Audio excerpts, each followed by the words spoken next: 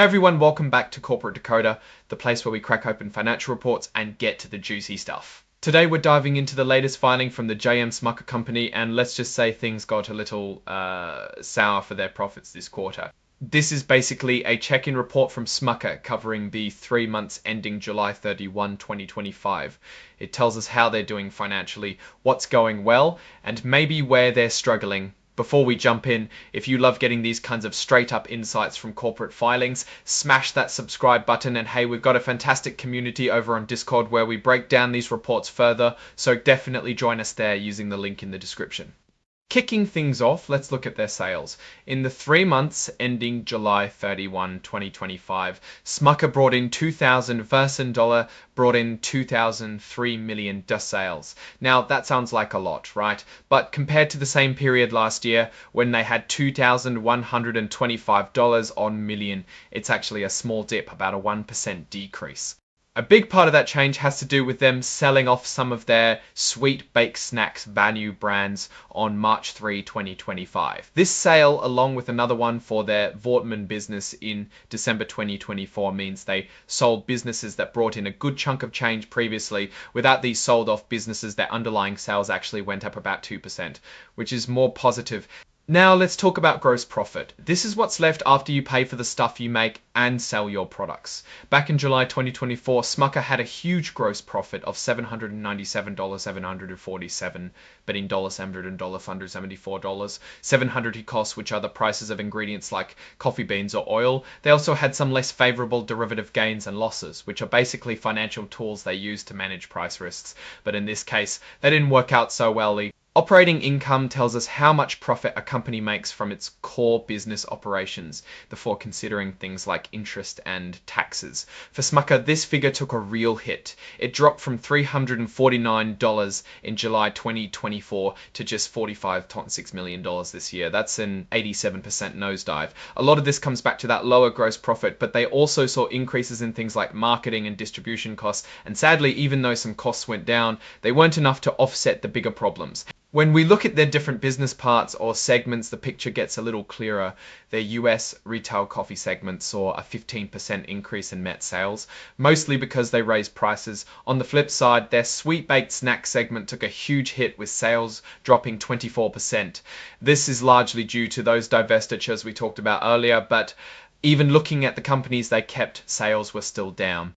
The profit from their US retail coffee segment, which includes brands like Folgers and Dunkin', dropped 22%, while higher prices helped sales. Rising commodity costs and more spending on marketing ate into their profits. For the sweet baked snack segment, profit fell a whopping 54%. This segment includes the Hostess brand, and while the divestitures played a role, even the remaining business saw lower sales and profits due to higher costs and lower pricing power. Let's look at the bottom line, net income loss. In the 3 months ending July 31, 2025, SMUCKER reported a net loss of $43.9 million. That's a stark contrast to the $185 million profit they had in the same period last year. This means they actually lost money this quarter.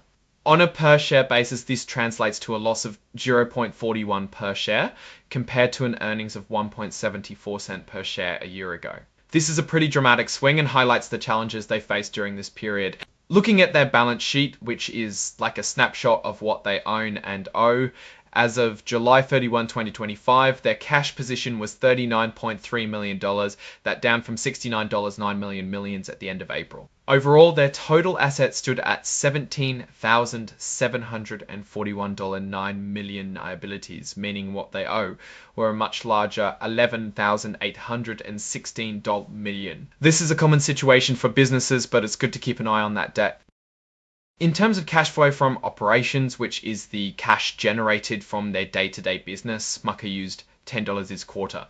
Last year, they generated $172,972.29 million a two. $9 million due to they spent $84.3 million on things like buildings and machinery this quarter, which is down from $123.07, perhaps due to the lower profits. Their free cash flow, which is the cash left over after necessary investments, was negative $94.9 million this quarter. This means they spent more cash than they brought in from their core operations and investments. Last year, they had positive free cash flow of $49.2 million. This negative number is definitely something to watch. A really interesting bit here is in the legal section, specifically the Wortmann contingency. It sounds like Smucker is involved in a lawsuit related to a past acquisition. They're seeking a significant amount of damages, over $100 million Canadian dollars, but they acknowledge that they might not recover all or even any of that money. This is a reminder that legal battles can be unpredictable and costly. Finally, in a section called Certain Forward-Looking Statements, they lay out a bunch of risks they face. Things like issues with integrating their recent Hostess Brands acquisition, disruptions in their supply chain, the impact of inflation on ingredient costs, and even the risk of their credit rating being downgraded. It's a pretty comprehensive list of potential headwinds. So what's the story here? Smucker is clearly facing some tough times. Sales are mostly flat, but profits have been squeezed hard, especially in their snack and coffee divisions.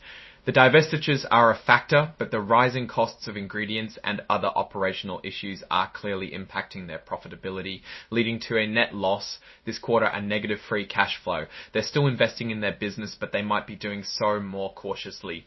The legal situation with Wortmann adds another layer of uncertainty. Looking ahead, they're acknowledging the risks posed by inflation and supply chain issues, and they're hoping their cost-saving initiatives will help. It's not a picture of booming growth right now, but more of a company trying to navigate some significant economic challenges and strategic shifts. They need to get a handle on those rising costs and make sure their pricing strategy doesn't hurt them by driving away too many customers. Alright, that's our deep dive into the M SMUCKER Company's latest report. What's your take on these results and what they mean for the future of brands like Folgers and Hostess? Let us know in the comments below. If you found this breakdown helpful, give us a thumbs up and subscribe for more decoded corporate insights. And seriously, join our Discord community linked in the description. It's the best place to keep the conversation going and dig even deeper. Thanks for watching, and we'll see you in the next one.